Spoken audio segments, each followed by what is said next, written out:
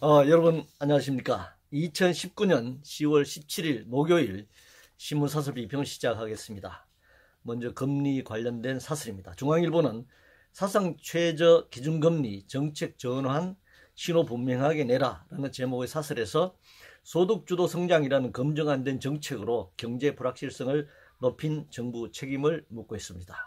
한국경제신문은 떠밀리듯 내린 기준금리 구조개혁 없이는 효과 내기 어렵다라는 제목의 사설에서 세계경제포럼 국가경쟁력 평가에서 세계 꼴찌 수준으로 추락한 노동시장 개혁도 더 미룰 수 없는 과제라고 말하고 있습니다. 매일경제신문은 가보지 않은 길 가는 통화정책, 기업투자 못 살리면 헛일이다 라는 제목의 사설에서 규제개혁과 노동개혁을 주장하고 있습니다. 기준금리 변동은 국제금리 변동 상황, 그리고 성장, 고용, 물가 안정 등에 입각하여 통화의 안정적 운용을 위한 한국은행의 조치입니다. 금리나 조치를 두고서 정부가 당장 정책 전환을 해야 한다고 주장하는 것은 무리죠. 특히 규제개혁과 노동개혁을 주장하면서 투자 확대를 통한 성장과 고용 정대가 가능할 것처럼 주장하는 것은 대내외적인 경제 여건을 무시하는 주장이라고 할 수 있습니다.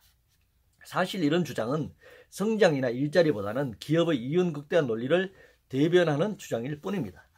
금리 변동으로 인한 서민 가계 문제에 대해서는 무관심하거나 크게 다루지 않으면서 기업의 이윤 극대화에 초점을 맞추고 있습니다. 조국 관련된 사설입니다. 중앙일보는 조국의 팩스 복직 덥석 받아준 서울대 당국 부끄럽지 않나 라면서 서울대를 비판하고 있습니다.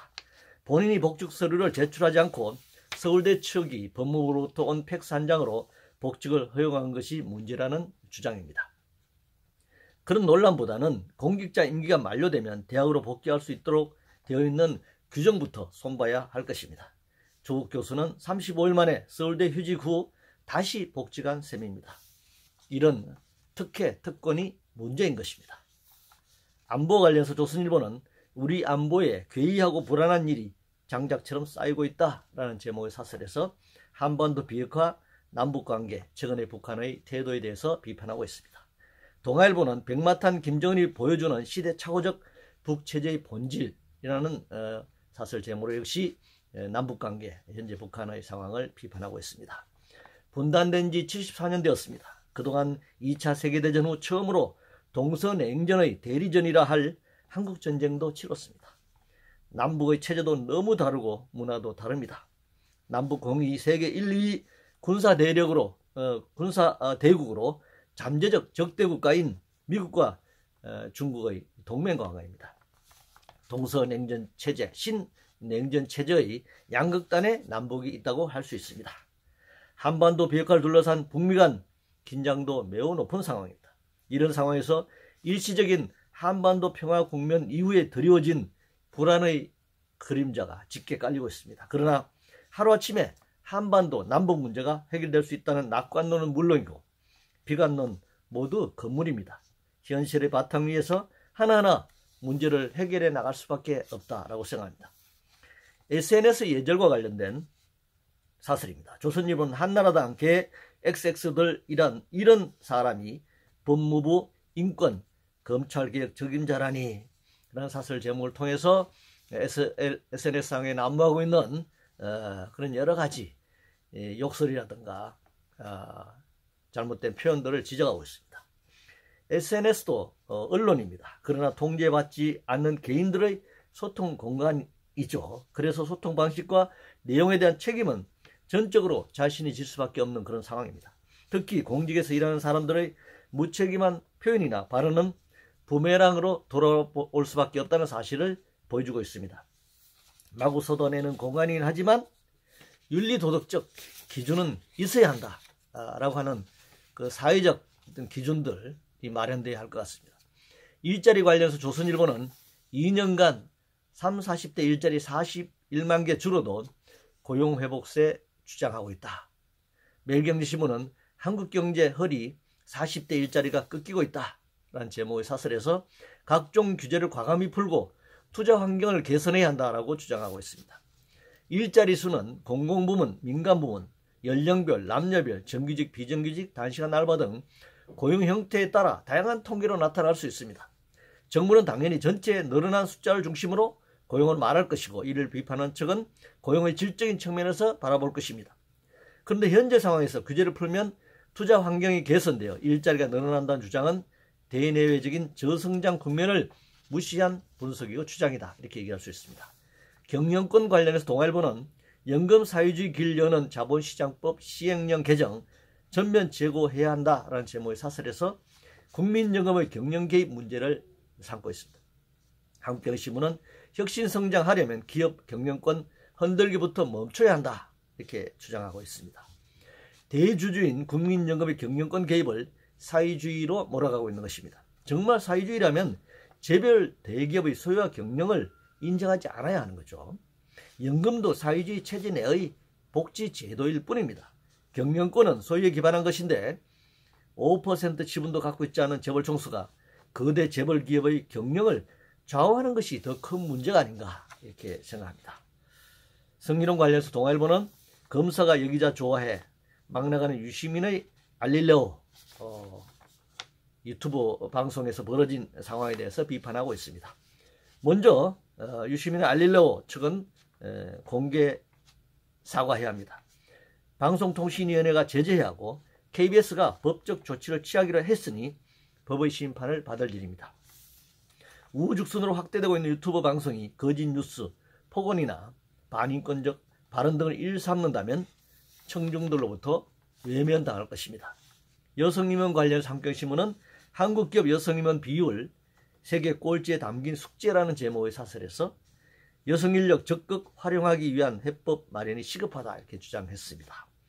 여성 문제는 유인력의 활용 문제가 아닙니다. 인간으로서의 존엄, 인권, 평등의 문제입니다. 기회가 균등하지 못하면 능력을 쌓는 일에도 뒤처질 수밖에 없습니다. 성평등 문제는 제도의 문제가 더 크다. 제도적으로 이 문제를 해결하는 방안을 마련해야 한다 생각합니다.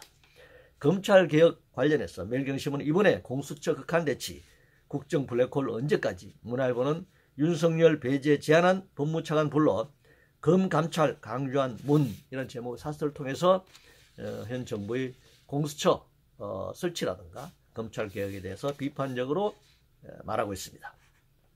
검찰개혁은 공수처 등 검찰 제도 자체 문제 이전에 권력으로부터 어떻게 독립할 수 있을 것인가의 문제입니다. 공수처장이든 검찰총장이든 직선으로 뽑지 않고서는 권력으로부터의 독립성에 한계를 가질 수밖에 없다라는 사실을 인식할 필요가 있습니다.